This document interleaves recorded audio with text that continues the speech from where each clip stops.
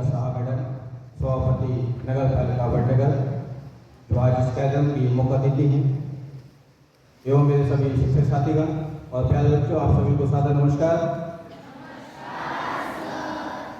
मैं पूरे विद्यालय परिवार की तरफ से मैडम का इस विद्यालय के प्रांगण में हार्दिक स्वागत करता हूँ। अभिनंदन करता हूँ कि हमारे निवेदन पर मैडम ने हमारा आमंत्रण स्वीकार किया और यहाँ आकर के हमारे बच्चों को जो मार्गदर्शन दिया जाएगा उसके लिए पूरा विद्यालय परिवार आपके लिए बहुत बहुत आभारी रहेगा। मैडम, बहुत बहुत धन्यवाद आपका, और एक बार पुनः आपका अति स्वागत है इस विद्यालय के प्रांगण में। भारत सबसे बड़ा लोकतांत्रिक देश।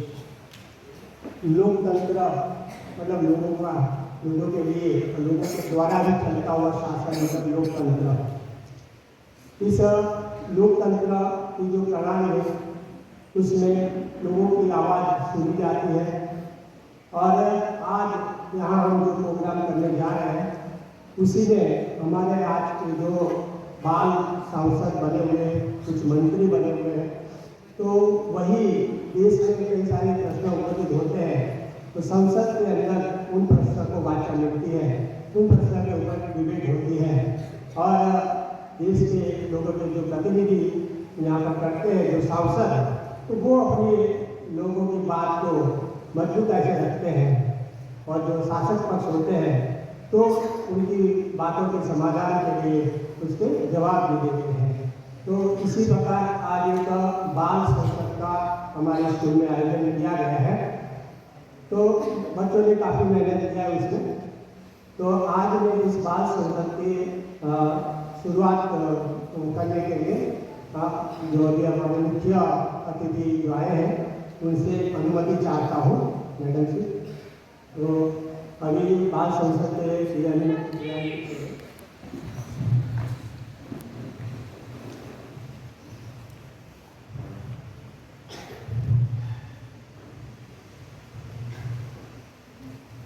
महासचिव महोदय,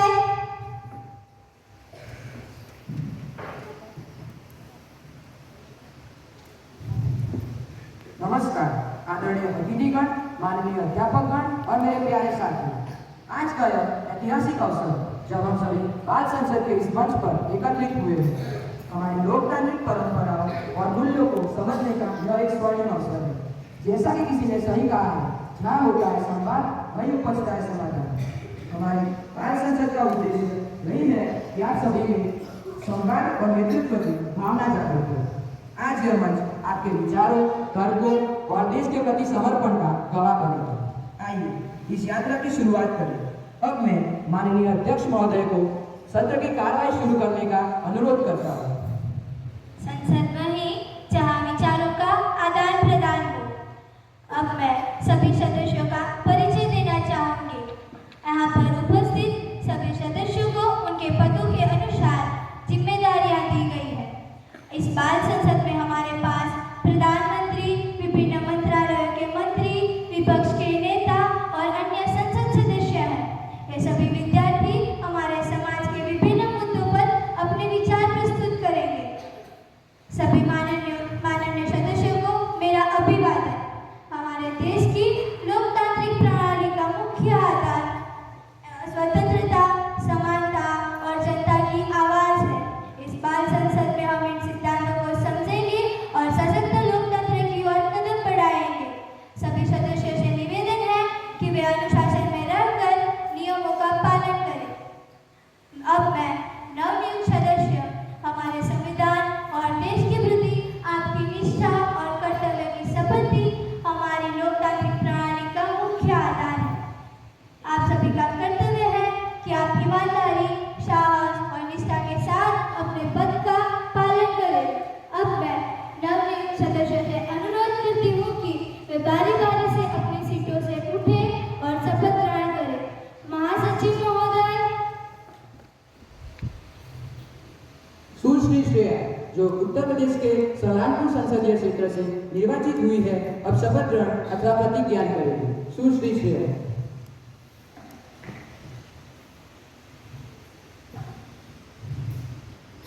महोदय, आप शपथ ग्रहण करेगी या प्रतिज्ञान करेगी? मैं शपथ ग्रहण करूंगी। आप किस भाषा में शपथ ग्रहण करना चाहेंगे? मैं हिंदी भाषा में शपथ ग्रहण करना चाहूंगी। मैं सुश्री श्रिया, जो बाल संसद की लोकसभा की सदस्य निर्वाचित हुई हूँ, ईश्वर की शपथ लेती हूँ कि मैं विधि द्वारा स्थापित भारत के संविधान के प्रति श्रद्धा और निष्ठा रखूंगी, देश की प्रभुसत्ता और एकता बनाए रखूंगी तथा जिस पद को मैं ग्रहण करने वाली हूँ उसके कर्तव्यों का श्रद्धापूर्वक निर्वहन करूंगी।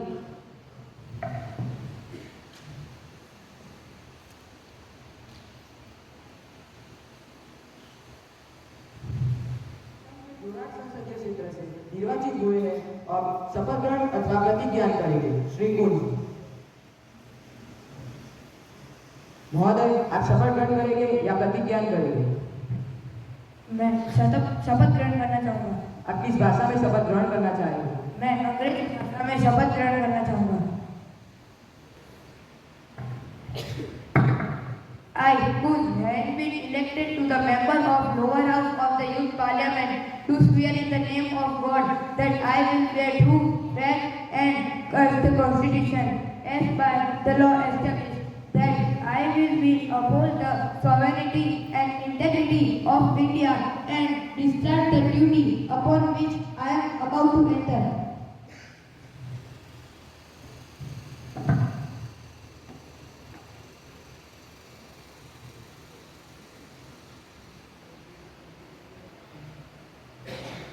आप सभी को बधाई।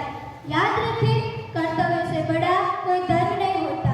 हमें आशा ही नहीं अपितु पूर्ण विश्वास है कि आप अपने कार्यों से इस शपथ भारत साथ मिल रहे हैं। आज का सत्र एक विशेष श्रद्धांजलि के साथ आरंभ करना हम सभी के लिए एक महत्वपूर्ण क्षण है। मेरा यह दुखद कर्तव्य है कि मैं सदन को हमारे महान संगीतकार उस्ताद जाकिर हुसैन के दुखद निधन की सूचना दूं। दिनांक 15 दिसंबर 2024 को अमेरिका के सैन फ्रांसिस्को में हुई उनकी मौत इडियोपैथिक पल्मोनरी फाइब्रोसिस नामक एक गंभीर फेफड़ों की बीमारी से हुई, जो कि पूरे रास्ते के लिए अत्यंत पीड़ादायक है। जिसकी इस घटना में असामयिक मृत्यु निश्चय ही दुखद है। मैं इनके परिवारजनों के लिए अपनी गहरी संवेदना व्यक्त करती हूँ। उनकी सादगी और सेवा भाव को याद करते हुए ये पंक्तियां कहना चाहूंगी। नाम रहेगा रोशन ये चिरागों में नहीं है, दीप जले हैं उनके कर्मों से, दीप जले हैं उनके कर्मों से जो कभी बुझ नहीं सकते। आज उस्ताद जाकिर हुसैन जी के जाने से भारत ने न केवल एक महान संगीतकार खो दिया है, बल्कि एक ऐसे नागरिक को खोया है जिसने सादगी और सेवा भाव से राष्ट्र का नाम रोशन किया। उनकी दृष्टि और आदर्श हमेशा हमारे साथ रहेंगे और हमें सिखाते रहेंगे कि सफलता के साथ साथ समाज की सेवा का दायित्व भी निभाना चाहिए।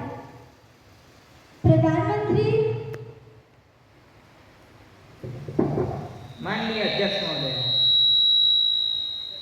मैं हमारे दोस्त महासंगीतकार को पद्म विभूषण से सम्मानित किया गया था। उनकी असामयिक मृत्यु अत्यंत दुखपूर्ण है। उनके परिवारजनों के लिए मैं अपनी गहरी महोदय, आपको सदन के नेता द्वारा अर्पित की गई श्रद्धांजलि में अपने को भी संयोजित करता हूँ। देश के लिए हमारे संगीतकारों का योगदान अतुलनीय है। उस्ताद जाकिर हुसैन ने 12 वर्ष की आयु से ही कला के क्षेत्र में अपनी सेवा देना शुरू किया था। विदेश में जाकर भी उन्होंने अपनी कला का प्रदर्शन किया। ऐसी बीमारी में उन्हें खो देना राष्ट्र के लिए दुखदायी है। इस दुखद घड़ी में मेरा उनके परिवारजनों से ये आग्रह है कि वे अपने आप को अकेला ना समझे, बल्कि पूरा राष्ट्र उनके साथ खड़ा है। मैं उनके परिवारजनों को संवेदनाएं भेजने में स्वयं को और अपने दल को संयोजित करता हूँ।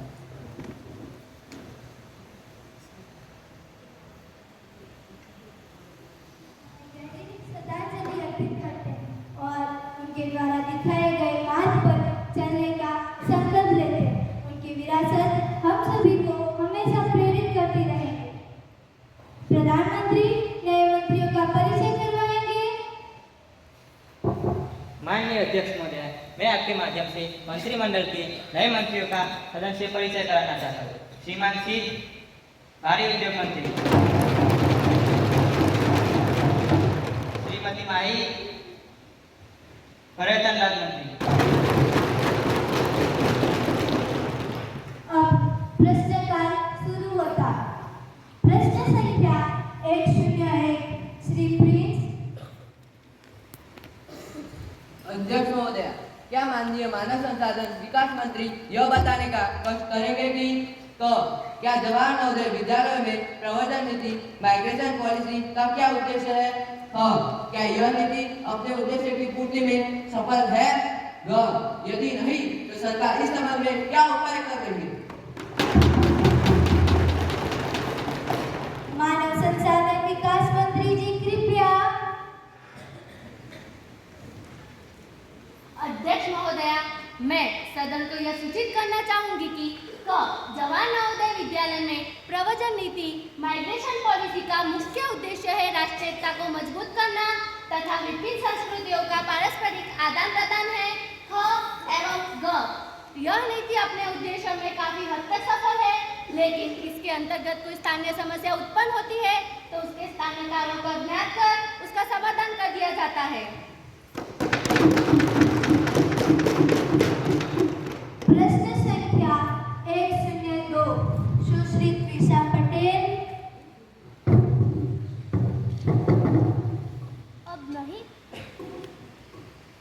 अब नहीं कोई बात खतरे की, अब नहीं कोई बात खतरे की, अब सभी को सभी से खतरा है, अब सभी को सभी से खतरा है। अध्यक्ष महोदया, मेरा प्रश्न पर्यावरण मंत्री से है। AQI का बढ़ता स्तर, नालों में परिवर्तित होती नदियां, हर गांव शहर के बाहर कूड़े कचरे के पहाड़, क्या सरकार ने वास्तव में जनता के सरोकारों को भूलकर राज करना सीख गई है? जलवायु परिवर्तन के बढ़ते खतरे को देखते हुए सरकार ने क्या कदम उठाए हैं और क्या कोई विशेष योजना है जो हर विद्यालय में छात्रों को पर्यावरण के प्रति जागरूक बनाए? पर्यावरण मंत्री जी कृपया। माननीय सदस्य, आपके प्रश्न के लिए धन्यवाद। सरकार जलवायु परिवर्तन और पर्यावरण संरक्षण को लेकर पूरी तरह से प्रतिबद्ध है। हमने इस दिशा में कई ठोस कदम उठाए हैं जो इस प्रकार है। पहला, राष्ट्रीय स्वच्छ गंगा मिशन नमामि गंगे, नदियों को स्वच्छ और पुनर्जीवित करने के लिए बड़े पैमाने पर प्रयास किए जा रहे हैं। हम गंगा और अन्य नदियों के किनारे बसे शहरों और कस्बों में सीवेज ट्रीटमेंट प्लांट की स्थापना कर रहे हैं। दूसरा, कचरा प्रबंधन और पुनर्चक्र। हम हर गांव और शहर में कचरे के प्रबंधन पर विशेष ध्यान दे रहे हैं। स्वच्छ भारत मिशन के तहत हम ठोस कचरे के संग्रह और पुनर्चक्रण के लिए प्रभावी प्रणाली विकसित कर रहे हैं। तीसरा, जलवायु परिवर्तन से निपटने के लिए मिशन, राष्ट्रीय सौर ऊर्जा मिशन और राष्ट्रीय विद्युत गतिशीलता मिशन जैसे कई प्रोग्राम चलाए जा रहे हैं जो ग्रीन एनर्जी को बढ़ावा देने और कार्बन उत्सर्जन को कम करने में सहायक है। चौथा, पर्यावरण शिक्षा, विशेष रूप से छात्रों में पर्यावरण के प्रति जागरूकता बढ़ाने के लिए हर स्कूल में कई प्रोग्राम चलाए जा रहे हैं। मिशन लाइफ अर्थात lifestyle for environment, eco club और पर्यावरण दिवस जैसे कार्यक्रमों के जरिए छात्रों में हरित जीवन शैली को प्रोत्साहित किया जा रहा है। सरकार का यह मानना है कि पर्यावरण संरक्षण एक सामूहिक प्रयास है, इसलिए हम न केवल नीति निर्माण में लगे हैं बल्कि समाज के हर वर्ग को इसके साथ जोड़ने का प्रयास कर रहे हैं। हम शिक्षा और जागरूकता के माध्यम से छात्रों को इस आंदोलन का अहम हिस्सा बना रहे हैं। हम यह सुनिश्चित कर रहे हैं कि आने वाली पीढ़ी को एक स्वच्छ, हरा भरा और सुरक्षित पर्यावरण मिल सके। धन्यवाद। अध्यक्ष जी, मैं यह जानना चाहता हूँ कि क्या खाद्य एवं कृषि मंत्री इस तथ्य से अवगत है कि प्याज के मूल्य में बेतहाशा वृद्धि हो रही है तथा प्याज का मूल्य 80 से 100 रुपए प्रति किलो तक पहुंच गया है? यदि हाँ तो सरकार प्याज की इस मूल्य वृद्धि को रोकने के लिए क्या उपाय कर रही है? क्या सरकार प्याज के निर्यात पर रोक लगाने का विचार कर रही है? खाद्य एवं कृषि मंत्री आद्या जी कृपया।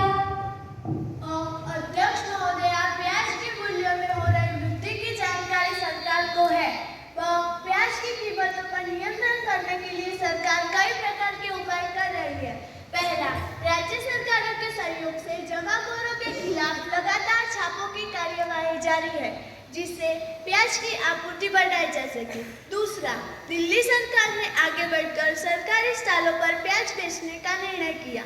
तीसरा, सरकार पाकिस्तान और चीन के आयात पर विचार कर रही है जिससे प्याज की आपूर्ति बढ़ने पर कीमतें कम हो सके। चौथा, महोदया, मैं सदन को यह भी सूचित करना चाहती हूँ कि महाराष्ट्र एवं देश के अन्य भागों में इस वर्ष प्याज की बम्पर पैदावार होने की संभावना है जिससे आने वाले 3-4 महीनों में प्याज की आपूर्ति बढ़ने पर कीमतों में तेजी से कमी आएगी। महोदया, सरकार आवश्यक वस्तु अधिनियम के अंतर्गत प्याज निर्यात पर रोक लगाने का निर्णय कर रही है। क्या पेट्रोलियम मंत्री यह बताने का कष्ट करेंगे कि क्या हाल ही में सरकार के द्वारा पेट्रोलियम तथा अन्य आवश्यक वस्तुओं की कीमतों में वृद्धि की गई है? यदि हाँ, तो इसका क्या कारण है? पेट्रोलियम मंत्री कृपया। महोदया, इराक में चल रहे गृह युद्ध के कारण अंतर्राष्ट्रीय बाजार में कच्चे तेल के दाम काफी बढ़ गए हैं, जिसके परिणाम स्वरूप तेल कंपनियों का घाटा भी बहुत अधिक बढ़ चुका है। इसके अतिरिक्त मैं सदन को यह भी सूचित करना चाहूंगी कि पेट्रोल तथा डीजल की कीमतों का निर्धारण बाजार दर के आधार पर किया जाता है, क्योंकि पेट्रोल तथा डीजल की कीमतों को सरकार द्वारा डीरेगुलेट कर दिया गया है। महोदया, मैं यह भी कहना चाहूंगी कि यह ठीक है कि सरकार द्वारा पेट्रोलियम पदार्थों के मूल्यों में वृद्धि की गई है, किंतु यह मूल्य वृद्धि विशेष रूप से पेट्रोल पदार्थों में की गई है। अन्य आवश्यक वस्तुओं के मूल्यों में वृद्धि कदापि नहीं की गई है। इसका मुख्य कारण अंतर्राष्ट्रीय बाजार में तेल और अन्य पदार्थों के दामों में आई भारी वृद्धि है। मेरे विचार से यह सरकार द्वारा ग्राहकों को समय पर दी जा रही छूट का भी परिणाम है। तेल मूल्य के घाटे को नियंत्रित करने के लिए सरकार द्वारा मूल्य क्या पेट्रोलियम मंत्री यह बताने का भी कष्ट करेंगे कि क्या इस मूल्य वृद्धि से हमारी अर्थव्यवस्था पूरी तरह प्रभावित हुई है या नहीं? क्या सरकार ने मूल्य वृद्धि से पहले इन सभी पहलुओं पर विचार किया था? क्या सरकार ने इस बात पर विचार किया था कि देश में चल रहे इस भयंकर सूखे की स्थिति में इस मूल्य वृद्धि का समाज के मध्यम तथा निम्न वर्ग के लोगों के जीवन में क्या प्रभाव पड़ेगा? पेट्रोलियम मंत्री जी। महोदया, श्री स्मिथ के प्रश्न के उत्तर में मैं यह कहना चाहूंगी कि सरकार ने अवश्य ही अर्थव्यवस्था के सभी पहलुओं पर विचार किया। यह निर्णय हमारे पूरे मंत्रिमंडल द्वारा लिया गया। अध्यक्ष महोदया, सरकार ने मध्यम तथा निम्न वर्ग के लोगों की आवश्यकताओं का पूरा ध्यान रखा है। उनकी आवश्यकताओं को ध्यान में रखकर कई कदम उठाए गए हैं। 1. पेट्रोल पदार्थों के दामों में हुई वृद्धि के बावजूद जन परिवहन निगम के किराए में वृद्धि नहीं की गई है। 2. आयकर दाताओं के अतिरिक्त जन सामान्य को पुराने दर पर ही राशन वितरित किया जा रहा है। 3. LPG पर आज भी 70% तक सब्सिडी दी जा रही है। 4. सरकार डीजल के मूल्य की डबल प्राइसिंग पर भी विचार कर रही है। जवाहर नवोदय विद्यालय के शिक्षक एवं अन्य कर्मचारी जिनकी नियुक्ति वर्ष 2004 के पूर्व हुई है को फैमिली पेंशन यानी जीओआई पेंशन मिलती है या नहीं? वाह, यदि नहीं तो क्यों? माननीय मंत्री जी यह भी बताने का कष्ट करेंगे कि अपने मांगों के समर्थन में फरवरी 2023 में नवोदय विद्यालय के शिक्षक एवं अन्य कर्मचारियों ने जो हड़ताल की थी, उन हड़तालों पर सरकार का कोई कार्रवाई कर रही है?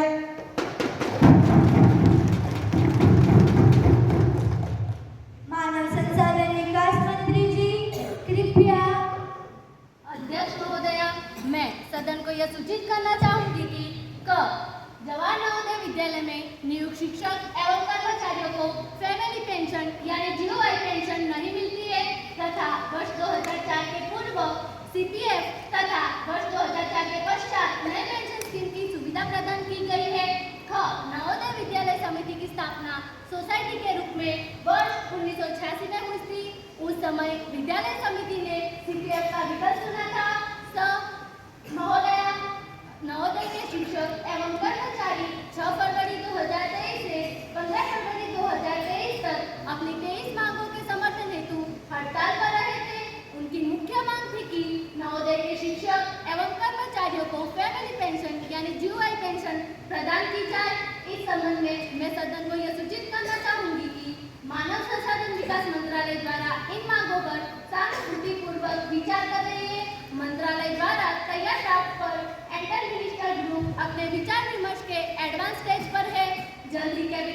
तैयार करके कैबिनेट भेजा जाएगा। अतः मैं सदन को यह आश्वस्त करना चाहूंगी कि हड़ताल पर रहे शिक्षक एवं कर्मचारियों की 23 मांगों में से 15 मांगों को मान लिया गया है। माननीय अध्यक्ष महोदया, मैं सामाजिक न्याय एवं महिला सशक्तिकरण मंत्री से यह पूछना चाहती हूँ कि अब हमारे देश में गैर संवैधानिक भाग पंचायतों का कुछ राज्यों में बहुत अधिक हस्तक्षेप है, जिसके कारण ऑनर किलिंग जैसी कई बड़ी समस्याएं उठ खड़ी हुई है। महोदया, मैं यह जानना चाहती हूँ कि ऐसी पंचायतों पर रोक के लिए हमारी सरकार कौन से ठोस कदम उठा रही है। महोदया, कहने के लिए तो हमारे समाज में स्त्रियों को पुरुषों के समान अधिकार प्राप्त है, किंतु अगर वास्तव में तो यह केवल कहने के लिए ही है। वास्तविकता एकदम इसके विपरीत है, क्योंकि आज भी स्त्रियों को समाज में स्वेच्छा से घूमने फिरने एवं स्वेच्छानुसार अपना जीवन साथी चुनने तक की स्वतंत्रता नहीं है। महोदया, यह कैसा समान अधिकार है? अध्यक्ष महोदया, क्योंकि खाप पंचायतें संवैधानिक नहीं है और उनके निर्णय मानवाधिकार तथा महिलाओं के अधिकारों का उल्लंघन करते हैं। अतः केंद्र सरकार ने इस प्रकार की असंवैधानिक प्रवृत्तियों पर रोक लगाने के लिए सभी राज्यों के प्रमुख सचिवों और पुलिस प्रमुखों की बैठक बुलाई है। बैठक के पश्चात राज्य सरकार से विचार विमर्श करके इस प्रकार के संवैधानिक उल्लंघन के मामलों पर कानूनन कार्यवाही की जाएगी। दूसरा महोदय, हमारी सरकार को इस बात की पूर्ण जानकारी है कि पश्चिमी उत्तर प्रदेश व हरियाणा के कुछ इलाकों में खाप पंचायतें अपने तथा अपने परिवार के झूठे मान सम्मान के लिए अपने ही बच्चों की हत्या कर देती है और महिलाओं के लिए असंवैधानिक निर्णय लिए जाते हैं।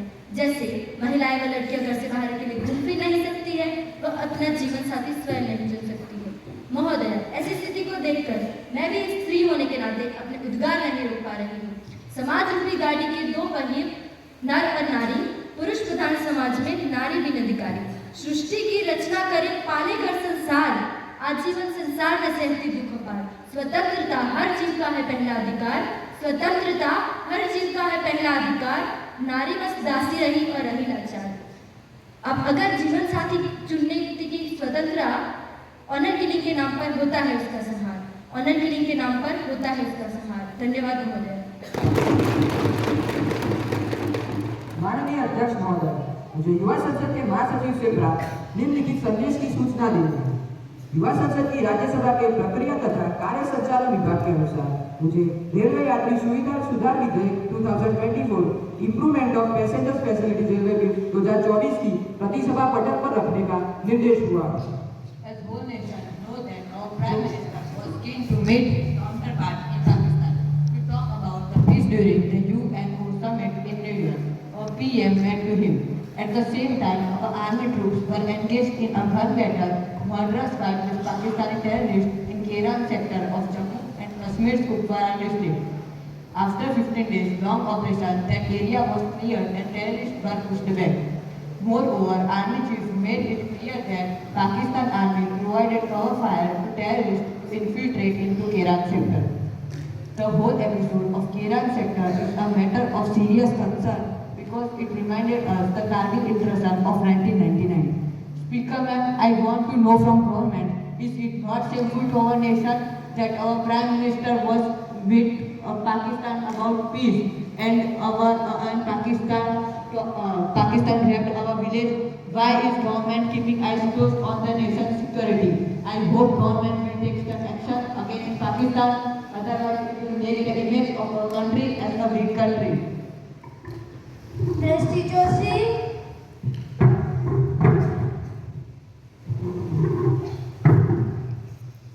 माननीय अध्यक्ष महोदया, हमारे देश में सीबीआई ईमानदारी, निष्पक्षता और स्वायत्तता पर प्रश्न चिन्ह है।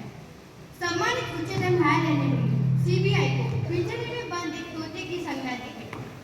एक सप्ताह पहले सीबीआई ने कुछ राजनेताओं के खिलाफ आय से अधिक संपत्ति के मामलों पर चल रही जांच को बंद करने का निर्णय लिया है, जिसे एक बार फिर सीबीआई की ईमानदारी पर प्रश्न चिन्ह लग गया है, क्योंकि यह निर्णय राजनीति से प्रभावित लगता है, जो कि एक गंभीर विषय है।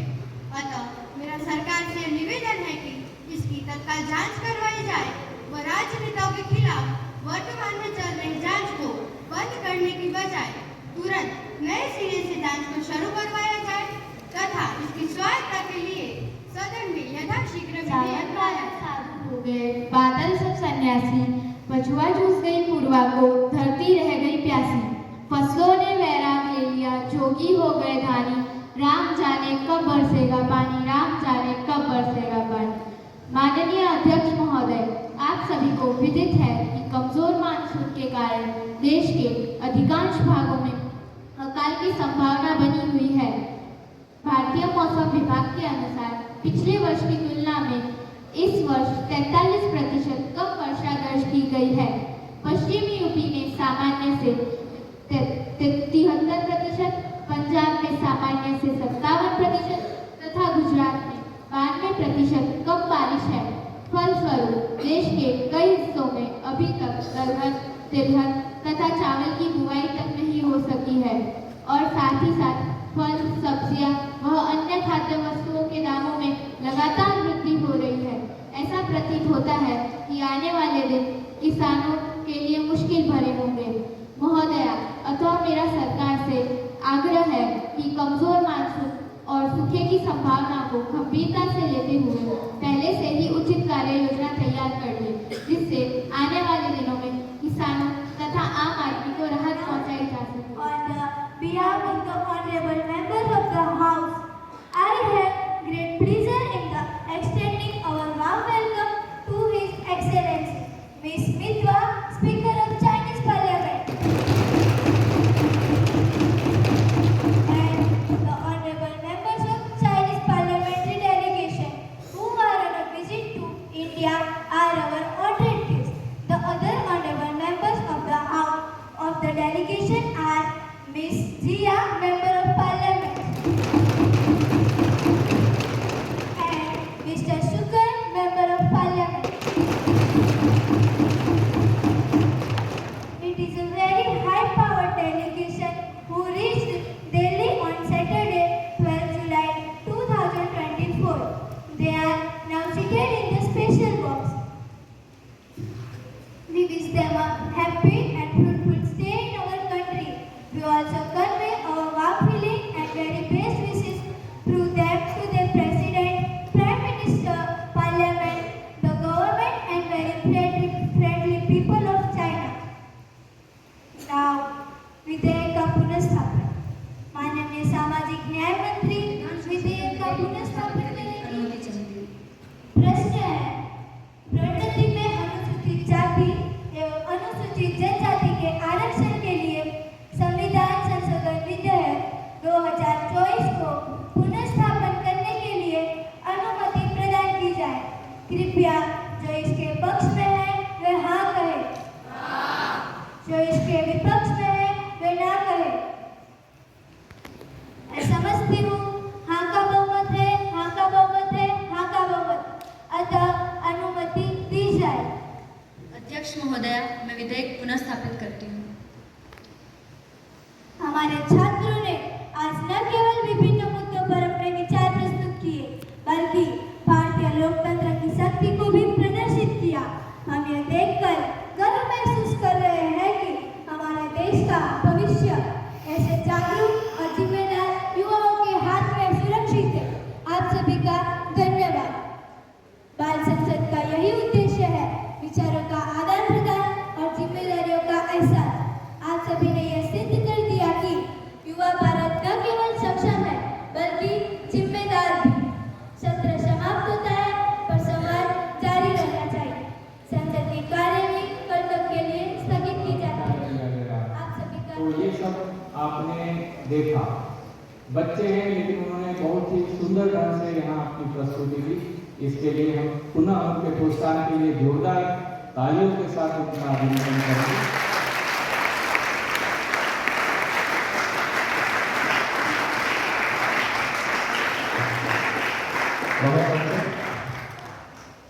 आज की इस बाल संसद में जो मॉक पार्लियामेंट हुई, उसमें जो प्रणाली होती है उसका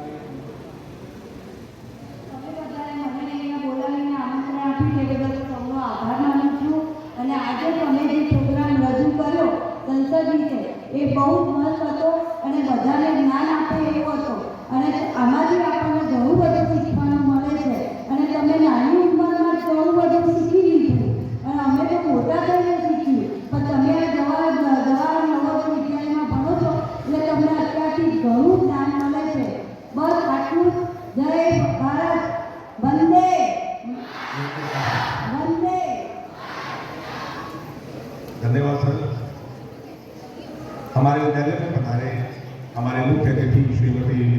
नमस्कार। सभापति नगर पालिका वडनगर,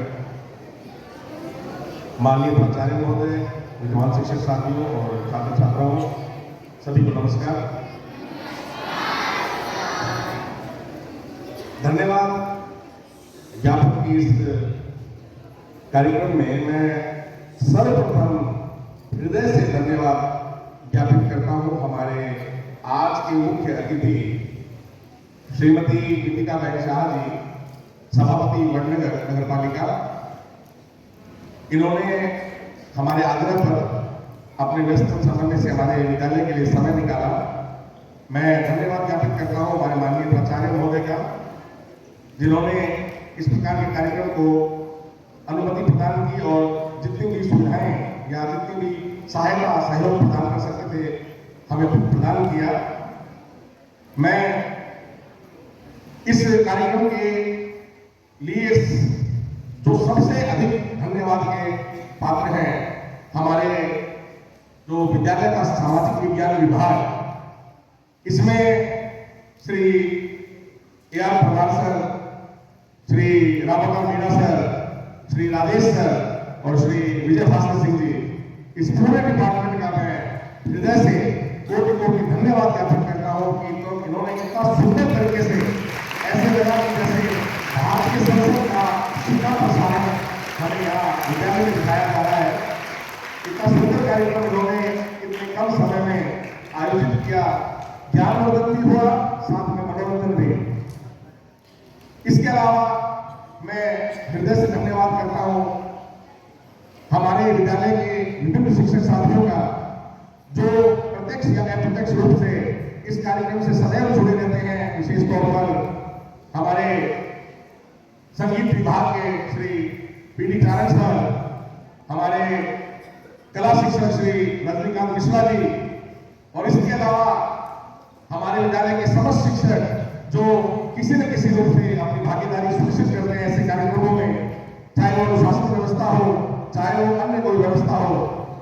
धन्यवाद ज्ञापित करता हूँ इन सभी छात्र छात्राओं को जो आपके सामने बैठे हैं, बाल संसद के ये निर्वाचित सदस्य, जिन्होंने अपने अपने पात्र को इतना बखूबी ढंग से निभाया कि ये एक बार फिर जोरदार तालियों के हकदार है। एक बार जोरदार तालियों के बच्चों के लिए मैं धन्यवाद ज्ञापित करता हूँ छात्रों की टीम जो कि साउंड सिस्टम और लाइट सिस्टम को संभालती है, अन्य कर्मचारी जो इस कार्यक्रम को सफल बनाते हैं, और सबसे अंत में मैं ये धन्यवाद ज्ञापित और यहाँ पर एक नाम और भी लेना चाहूंगा, मंच संचालक के रूप में हमारे श्री शास्त्री सर, जो विभिन्न कार्यक्रमों में हमारे मंच को संचालित करते हैं। इसके साथ सभी छात्र छात्राओं का, पूरे विद्यालय परिवार का धन्यवाद, जिन्होंने इस कार्यक्रम को इतना अनुशासित तरीके से समझा और उत्साह